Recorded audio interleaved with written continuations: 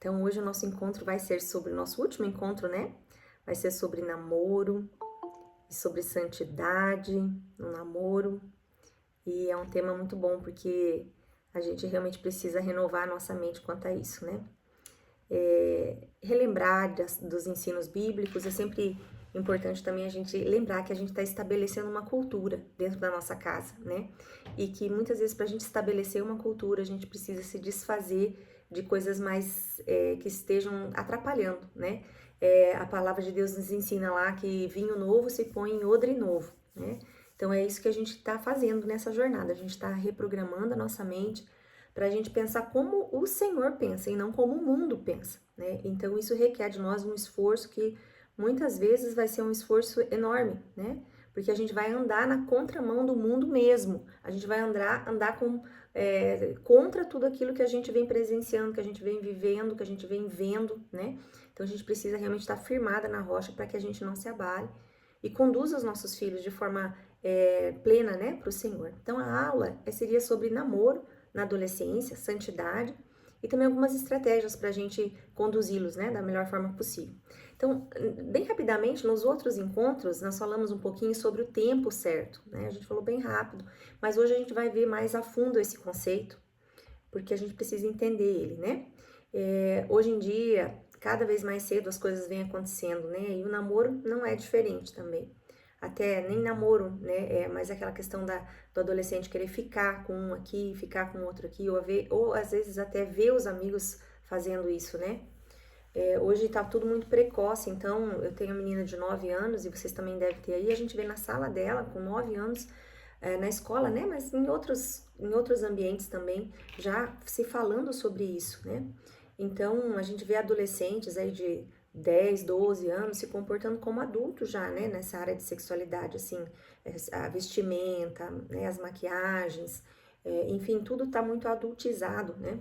E eu acho muito interessante que quando os adolescentes eles começam nessa questão do namoro, né, de ter um parceiro, de ter parceiros, né, é, a pergunta que mais me fica na mente, martelando na minha mente, né, será que originalmente eles foram criados, né, para estar vivendo isso nessa fase? Será que esse tipo de relacionamento é para essa fase, né, tão jovem? Né? Será que isso agrada a Deus, mas não no sentido de agradar a Deus por agradar a Deus, mas será que isso foi feito para funcionar assim? De alguma forma isso corrompe, né, a natureza da pessoa, afasta a pessoa do propósito que ela tem, né, que Deus criou ela para ser, né, e é isso que a gente vai falar um pouquinho nessa área, nessa aula de hoje, tá bom? É engraçado porque a palavra namoro, ela é uma palavra bem recente, né? Faz mais ou menos uns 120 anos que ela apareceu no mundo, porque antes a gente não via isso, a gente via a palavra noivado, né? Compromisso, noivado, e a palavra namoro, hoje a gente tem essa noção de que namoro é uma coisa assim temporária, né? Que é para diversão, o mundo vê como diversão, como passar tempo, como se conhecer, né? Mas a gente não acha na Bíblia, por exemplo, a palavra namoro, porque esse tipo de relacionamento, ele não foi projetado por Deus, né? Tipo, de ter uma intimidade temporária, de pertencer a alguém temporariamente. Isso não representa a cultura do reino, né? Então, a palavra namoro mesmo, sem o propósito de casamento, e esse tempo de namoro sem propósito de casamento, eu posso até dizer que seria tipo uma precipitação, né? É uma pressa e ela é uma pressa muito perigosa porque ela é uma pressa que afasta, né, o adolescente do Senhor. E eu já vou explicar por que eu tô dizendo isso, né? Por exemplo, quando o seu adolescente aí começar a falar em namorar, a gente precisa ter isso muito, muito claro na nossa mente, como mãe cristã, né? Que um relacionamento nessa fase, ele vai ter grandes chances, se não todas as chances, né? De afastar o adolescente do Senhor, né? Então, muitas vezes o que acontece é que a gente percebe que os pais cedem, né? Ao desejo do filho de namorar, da filha, até porque não querem ver nada sendo feito às escondidas, né? E eles permitem que os filhos namorem bem cedo. E muitas vezes isso acontece e os pais percebem que os filhos estão se afastando, né? Já não apresentam mais um desejo de ir para a igreja, né? Eles não vê o filho mais lendo a Bíblia ou fazendo cara feia quando chama para oração, né?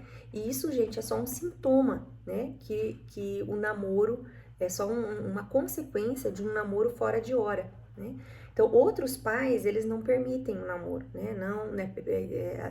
Não permitem que o filho namore, mas presenciam essa mesma situação, né, de afastamento do filho do Senhor. Aí o pai pode perceber que deve estar acontecendo alguma coisa às escondidas, né? Porque um sintoma do namoro na adolescência é o afastamento dos caminhos do Senhor.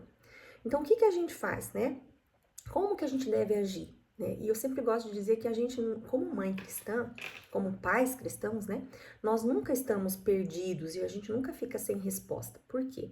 Porque a gente tem um professor, né? O maior de todos, o melhor de todos, que é o Espírito Santo. E a gente tem nosso guia, o nosso GPS, que é a Bíblia. Então, o que que a Bíblia diz a respeito? É sempre nesse fim que a gente cai, né? Que a gente cai, não, que a gente levanta, que a gente vai para a palavra. Então, o que que a palavra diz? O que que a palavra ensina? E é muito claro, porque a Bíblia tem ensino para tudo na vida, para tudo, né? Até para essa fase do namoro na adolescência. A Bíblia ensina que a gente não deve, né? Falando de namoro, que a gente não deve despertar e nem provocar o outro na área dos sentimentos, se não houver uma intenção de aliança com aquela pessoa. Né? Olha que profundo isso. É isso que a Bíblia ensina, né? É isso que está lá em Cantares, Cantares 2, 7, fala exatamente isso. Não despertem e não provoquem o amor antes do tempo certo, né? E a gente vai entender por que a adolescência não é o tempo certo de provocar e nem de despertar amor no outro, né? Deixa eu só receber aqui que as duas coisas estão separadas aqui para mim. Uhum. Então, como eu estava falando para vocês, né, lá em Cantares, o Senhor deixou esse versículo lá para nós termos esse direcionamento, né? Então, o tempo certo, qual que é o tempo certo? Qual foi o relacionamento amoroso entre um homem e uma mulher que Deus planejou e que a gente tem que estabelecer na nossa casa como cultura do reino? É o casamento, né? E todo namoro, ele deve apontar para isso, ele deve seguir. O namoro, ele é o início de um caminho intencional para o casamento, né? Então, segundo esse versículo, existe um tempo certo para namorar, sim, existe um tempo certo para noivar e casar, e isso não é uma sequência por acaso, né? É um caminho, como eu falei para vocês. Então, a Bíblia não menciona a palavra namoro simplesmente porque essa fase não existe da forma como o mundo vive, né? Então, a gente vai precisar entender isso primeiro, processar isso na nossa mente para depois nós ensinarmos para os nossos filhos, né? Porque ainda assim, na comunidade cristã, a gente percebe que essa visão também nem sempre é seguida pelos adultos que estão educando os filhos dentro da igreja, né? Então, eu já ouvi muitas pessoas dizerem assim, e eu mesma já pensei assim, não, o namoro é para se conhecer, o namoro é um tempo que a pessoa vai tirar para conhecer, né? E então a gente precisa entender, né? Que esse tempo ele existe sim, né? E a gente vai procurar compreender como é que o Senhor fez para funcionar, né? Que não é um passatempo para saciar as nossas crianças das suas carências, né? Ou para eles se divertirem, ou porque todo mundo está saindo com alguém, então eles também precisam estar ali para pertencer ao grupo, né? Então tudo isso a gente precisa ter em mente. Quando alguém namora, assim, né, sem o propósito do casamento, essa pessoa, ela corre um risco muito grande de estar brincando com os sentimentos das outras pessoas, com os sentimentos dela mesma, ela pode estar ali correndo um risco, né, de brincar com o sentimento dos outros, né, porque não existe uma aliança, não existe um compromisso, isso pode se romper a qualquer momento e alguém pode sair realmente muito machucado disso, né, e a Bíblia chama isso de defraudação, isso é um pecado, né. E se você procurar por definição, a defraudação, ela significa exatamente isso, uma fraude, né, uma armadilha, um roubo, né, contra alguém.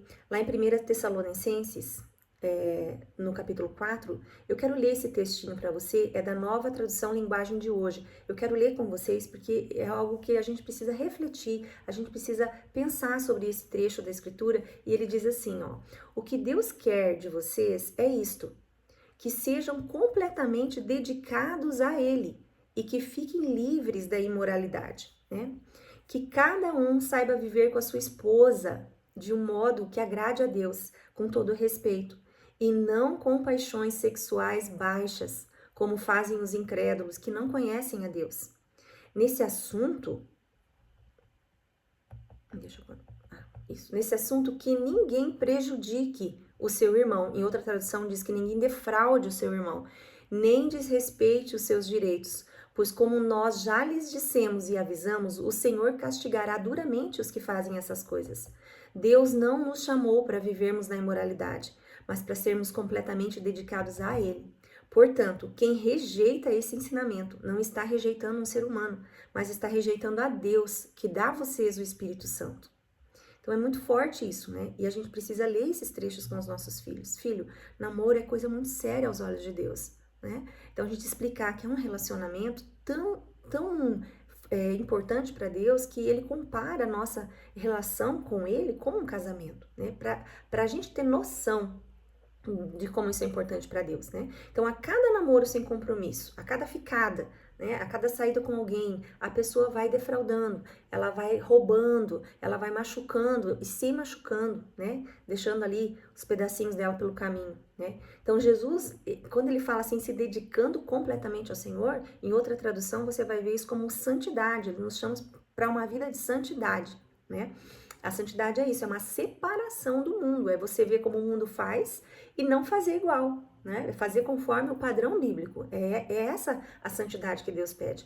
Lógico que nós mulheres aqui, nós sabemos que isso ele se espalha para qualquer área da vida, mas aqui nós estamos falando com os nossos filhos sobre namoro, né? Então a gente vai bater nessa tecla da santidade, né?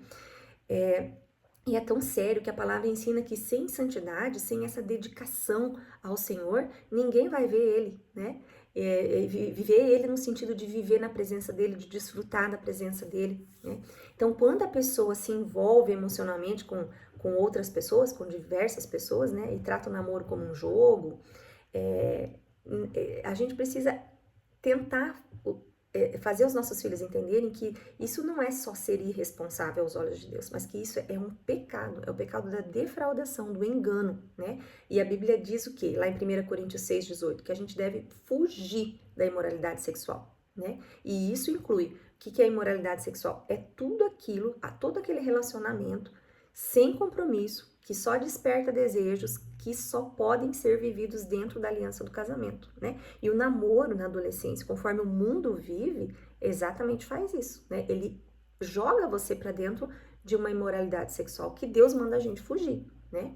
Então, ele é uma armadilha, na verdade. Então, toda a atração e o desejo humano, e eu acho isso tão bonito, né? Que isso foi Deus que fez. O desejo humano, né? De atração pelo sexo oposto, de se envolver emocionalmente com alguém, é algo que representa, né? O desejo por Deus.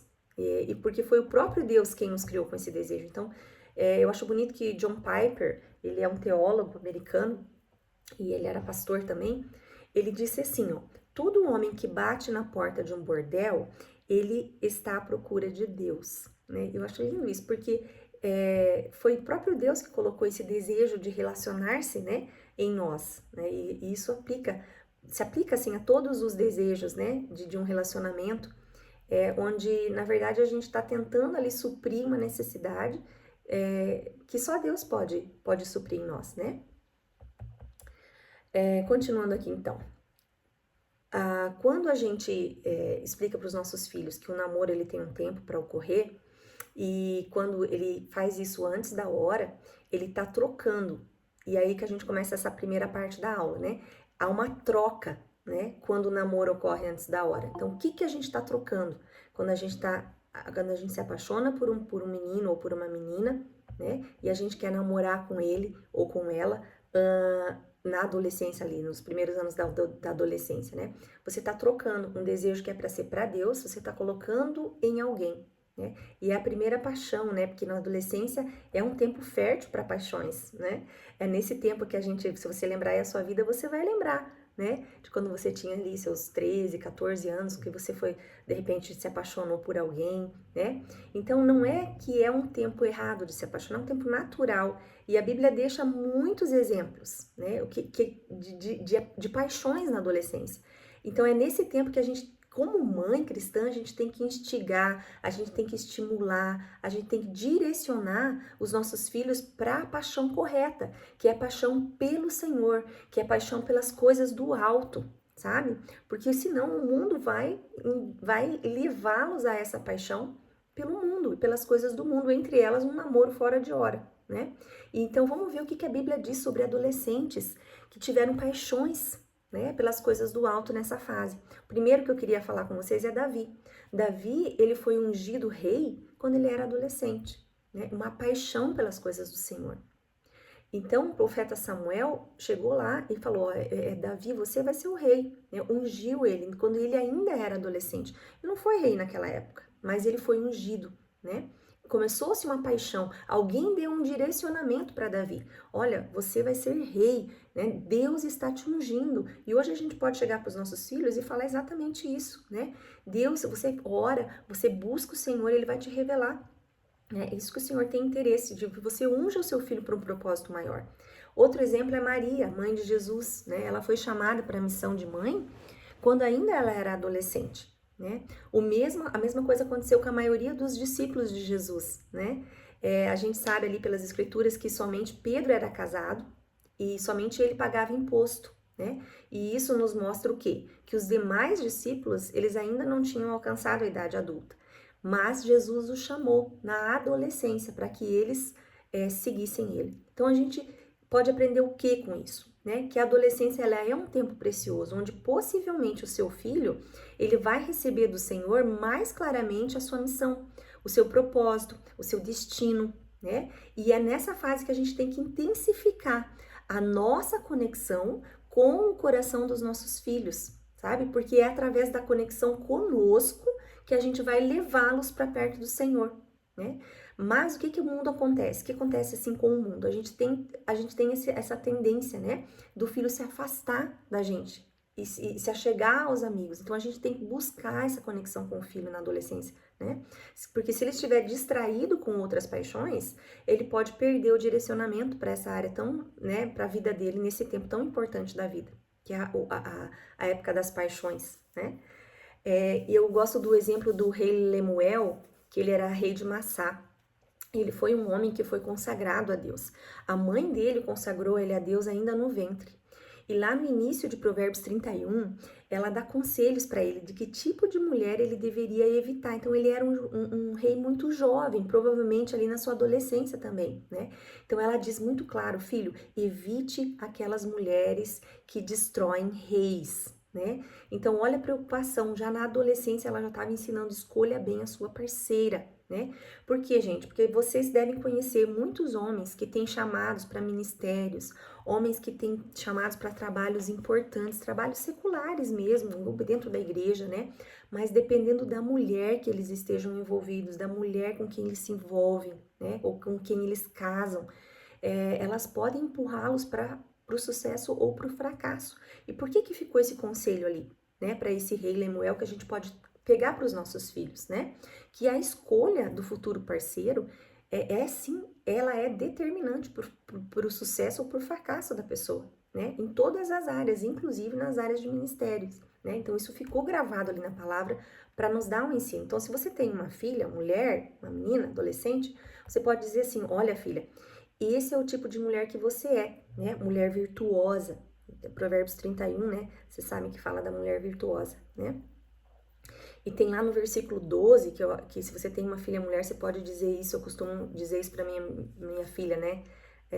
Que a cada dia que ela vive aqui na Terra, estando ela solteira, sendo ela criança, adolescente ou adulta, cada dia que ela tá vivendo para a glória de Deus, não é só para ela tá vivendo para o esposo, porque diz lá assim, ó, em todos os dias da sua vida, ela só lhe faz o bem e nunca o mal, falando do marido. Falei, então esse dia que você está vivendo hoje, você está vivendo para ele, porque a Bíblia não fala assim, ó, em todos os dias da sua vida depois que você casa. Não, é todos os dias da sua vida, desde que você nasce, você já está vivendo para ele, você está se preparando para um encontro, né? Então, hoje você tá fazendo esse, né, digamos, se ela vem pra você com um namoro, esse namoro, será que vai fazer bem ou mal pro seu esposo? Será que ele ia gostar de saber, né? Será que ele ia gostar que você namorasse tão cedo, né? Então, a gente pode usar esse versículo como um reforço, né? E se você tem um filho homem, você pode dizer assim, olha, filho, esse é o padrão de namorada que você deve escolher, né? Que o Senhor tem pra você. Existe um padrão bíblico pra escolha, né? De quem a gente vai se relacionar. E também existe um tempo certo pra isso. E ainda que o seu adolescente né, ache que isso seja muito estranho, que muito diferente do resto dos amigos, do resto do mundo, né? Que a gente está viajando, ou que a gente está falando coisas que não é real no mundinho deles, né?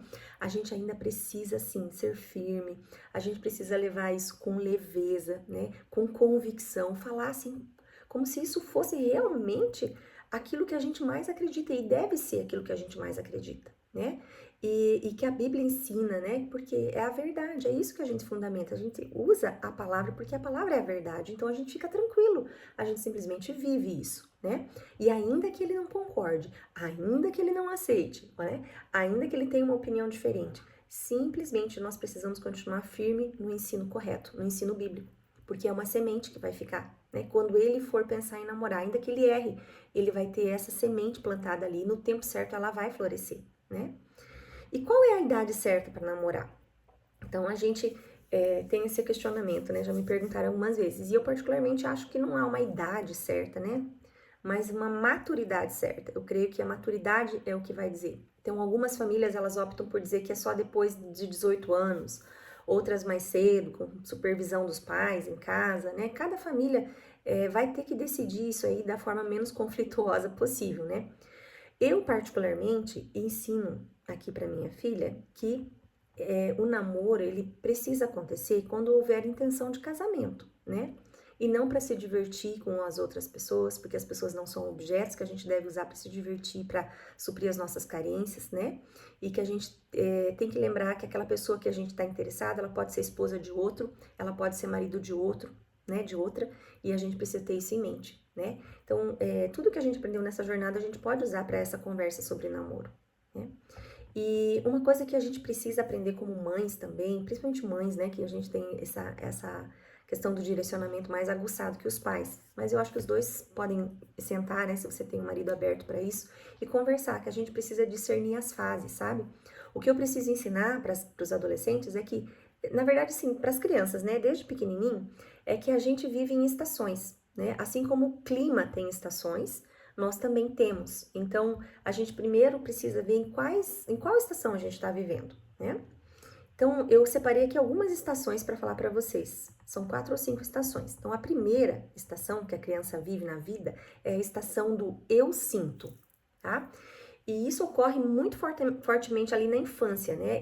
Nessa estação do eu sinto, a criança ela é movida pelos instintos, ela é movida pelo eu sinto e eu faço, né? É automático. E você vai treinar a criança ali para ela ir para as próximas fases. Então, esse treino é especialmente exercido através de uma ferramenta chamada obediência, né? Na infância. É o primeiro contato com o domínio próprio que a criança vai ter na vida, né? Então, por isso que a Bíblia ensina tanto sobre obediência, porque é um princípio, sabe? Que vai determinar a vida da pessoa, porque ela desenvolve o domínio próprio através da obediência. E a infância, eu digo sempre que é um campo de treinamento, né? Muito forte, porque na adolescência eles já começam a experimentar os frutos desse ensino, né?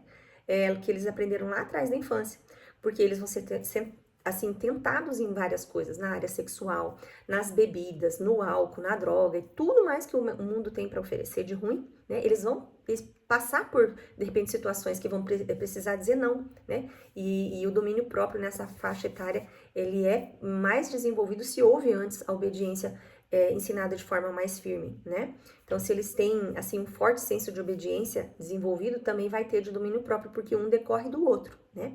Então, nessa estação do eu sinto, eu faço. Muitos adolescentes de hoje em dia, eles ainda estão vivendo essa fase, porque não tiveram obediência firmada em casa como uma cultura, sabe? Eles não tiveram obediência firmada em casa como um princípio que todos devem seguir, inclusive a mamãe e o papai, né? Se a Bíblia diz não, a gente não faz, né? Se o papai decide uma coisa, a mamãe entende que eu sou submissa à minha autoridade estabelecida por Deus, então eu também obedeço. Então, quando os filhos entendem o princípio da obediência, eles têm a tendência de desenvolver ali o domínio próprio, né?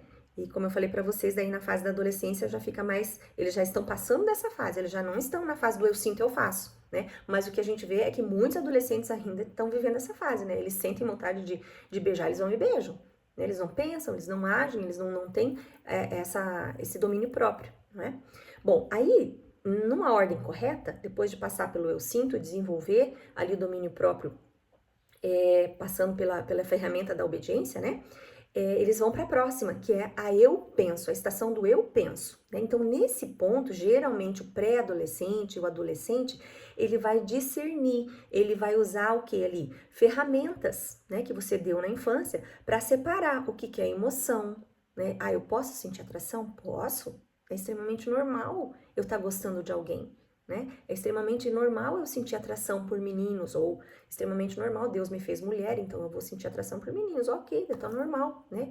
Então ele vai saber pensar, né? O que é emoção, o que é desejo, o que é sentimento, e o que realmente precisa acontecer ou fazer nessa fase, né? Então ele sai do modo instintivo e vai para o modo racional, né? E é o primeiro passo, né? Pensar sobre o namoro. O que é o namoro? Será que eu tô na fase certa para isso? O que é santidade? O que é sexo? Para que eu fui criado com esses desejos, né? Eu estou na temporada certa, estou na estação correta. Isso é pensar, né? Então a gente vai conduzir as nossas crianças para que saiam do modo eu sinto para o modo eu penso, né? Então se o teu adolescente ainda está na fase do eu sinto, você vai ter um pouquinho mais de trabalho, né, nessa fase. Se o seu adolescente já está na fase do eu penso, já fica mais fácil de lidar com temas como esse, né? A próxima estação, daí depois do eu penso, é eu planejo, né? Então, nessa fase é que você vai entrar, né? Nessa fase entra a mãe, mais assim, ativamente, né? O adolescente, ele vai planejar o que ele vai fazer com aquilo que ele está sentindo, né? Então, ele vai aprender a separar o sentimento e agir de acordo com o que é certo de fazer naquela fase, naquele momento da vida dele, né? Então, eu sinto atração, né, pelo Joãozinho, né? Mas eu tenho 13 anos. Eu vou agir de acordo com o que eu sinto, né? E vou ser instintiva, ou eu vou agir de acordo com o que Deus planejou para uma menina de 13 anos? Quais os interesses para essa faixa etária da minha vida, né? Daí, compreendendo tudo isso, você vai entrar nessa estação para auxiliar, né? Para ajudar ele a planejar, tá? E uma dica que funciona, gente, muito legal, é a gente estabelecer metas para a fase da adolescência dos nossos filhos, né? Pensa aí se você já parou e já estabeleceu metas para a fase da adolescência dele.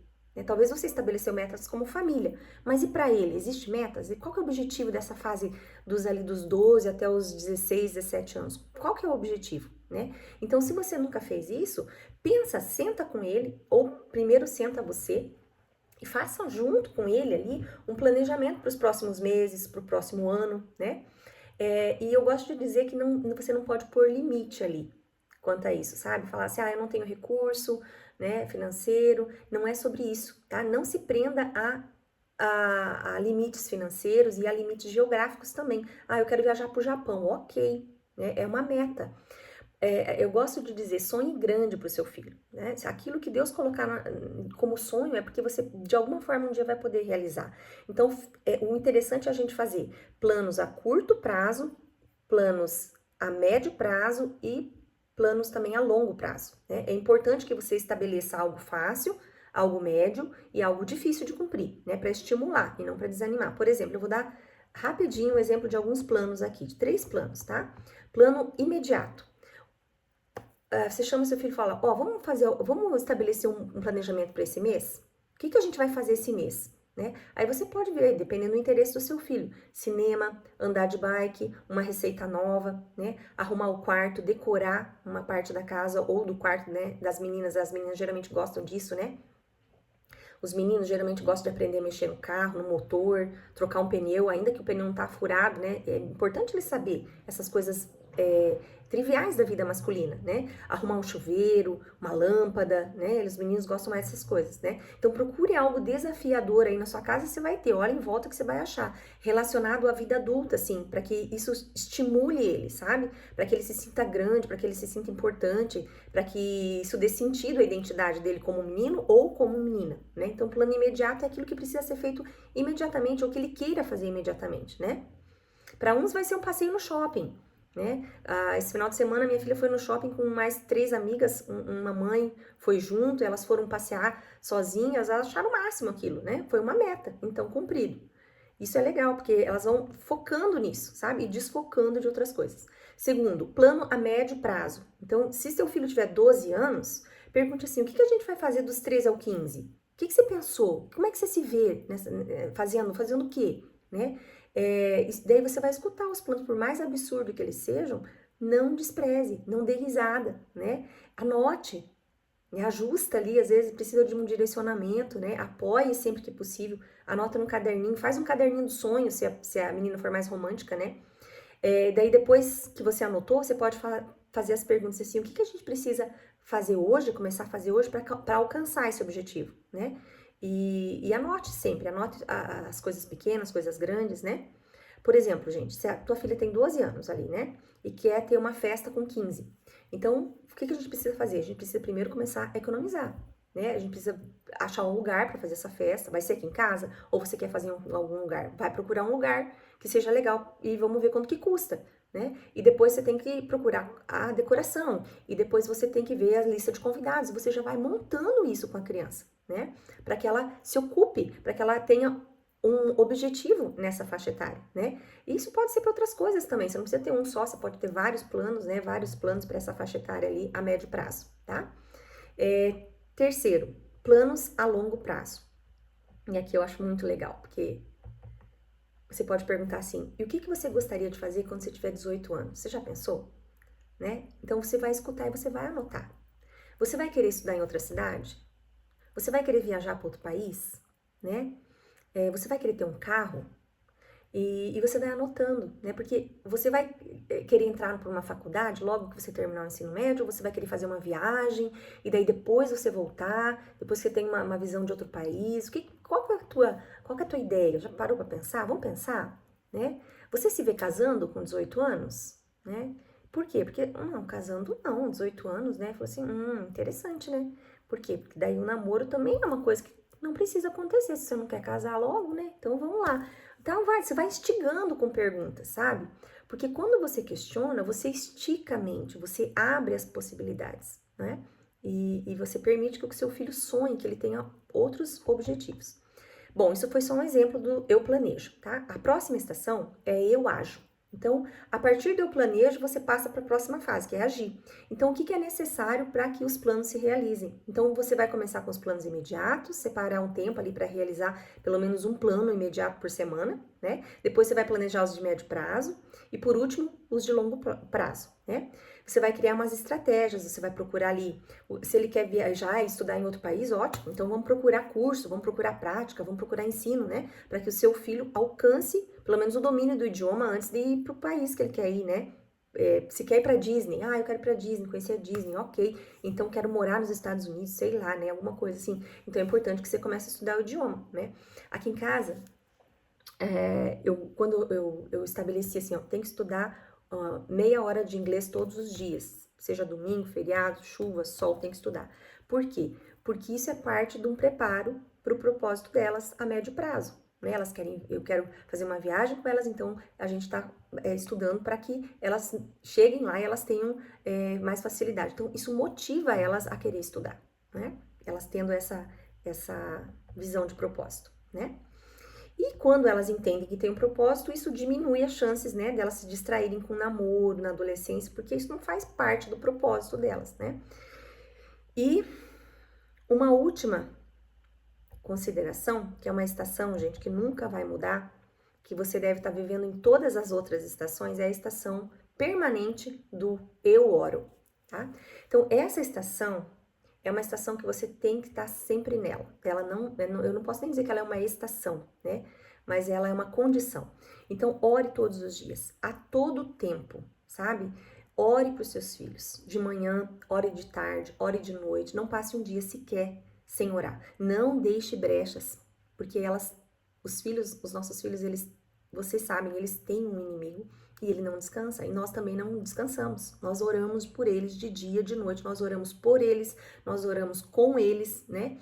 Então, entregue as estações ao Senhor, sabe? Peça sabedoria, discernimento, peça estratégias, sabe? Porque o Senhor, ele dá livremente aquele que pede, está escrito lá na palavra, né?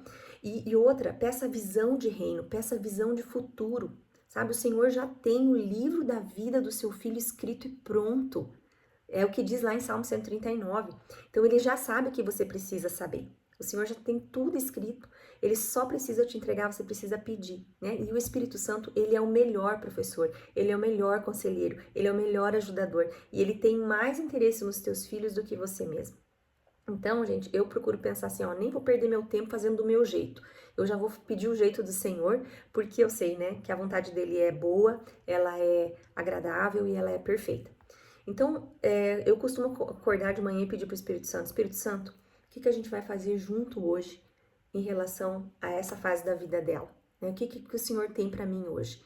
E assim que eu for tendo as ideias, eu vou anotando, eu vou parando, às vezes até gravo um áudio, né? Eu tenho uma pastinha no meu WhatsApp ali, né? Que é para isso, né? Tipo uma agendinha que eu vou anotando, às vezes eu não consigo escrever uma estratégia que o Senhor me dá, eu falo ali, deixo gravado, porque o Senhor tem muito para nos dar, amém? E eu queria dizer para vocês que se algo dessa aula fez sentido para vocês, gostaria de saber se vocês estão aplicando, vão aplicar, e depois eu queria ouvir testemunhos, porque é muito importante, né? Essa aula foi uma aula entregue para mim pelo Senhor, eu tenho feito alguma dessas estratégias e tem funcionado muito bem, eu tenho certeza que vocês também têm outras estratégias, podem dividir, fiquem à vontade. E eu quero agradecer, porque a jornada chegou ao fim. Eu tenho mais uma aula, sabe, sobre pureza. É uma aula que eu fiz com um pastor lá da Bethel Church, da Califórnia. É uma aula que a gente teve sobre pureza. Eu dividi até com as meninas do meu GA. E é uma aula linda, é uma aula muito linda. E eu vou gravar um vídeo para vocês, porque eu não vou mais ter esse tempo do Flechas agora até o final do ano. Eu assumi outro compromisso com outro ministério. Mas eu vou gravar essa aula para vocês e vou colocar no YouTube para que vocês possam assistir. Não fiquem sem essa aula, porque é uma aula muito linda. É uma aula sobre pureza, tá bom?